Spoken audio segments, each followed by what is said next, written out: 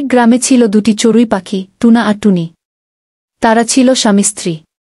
গাছে ছোট্ট একটি বাসা বানিয়ে সুখে দিন কাটাত। তাদের মধ্যে ভালোবাসা আর বন্ধুত্ব ছিল দারুণ।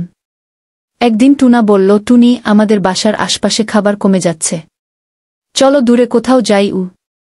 টুনি বলল, ঠিক আছে, কিন্তু তুমি সাবধান থাকবে।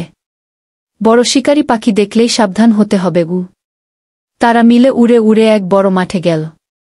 সেখানে প্রচুর ধান ও গম পাওয়া গেল। তারা খুশিতে ঝাঁপিয়ে পড়ল। কিন্তু বিপদ তখনই আসল। একটি বাজপাখি দূর থেকে তাদের নজর করছিল। টুনা বলল, টুনি, আমি ধান নিয়ে বাসায় ফিরি, তুমি একটু অপেক্ষা কর। টুনি সাবধান করে বলল, বাজপাখি আসছে, তুমি দ্রুত উড়ে যাও। টুনা উড়ে বাসায় ফিরে এল, কিন্তু টুনিকে দেখতে না পেয়ে চিন্তিত হয়ে পড়ল। কিছুক্ষণ পর টুনি হাসি মুখে ফিরে এল। সে বলল, বাজপাখির কাছে চালাকির সঙ্গে পালিয়ে এলাম, ঘাবড়িও না। এরপর থেকে টুনা আর টুনি সিদ্ধান্ত নিল যে কখনো একে অপরকে ছেড়ে যাবে না।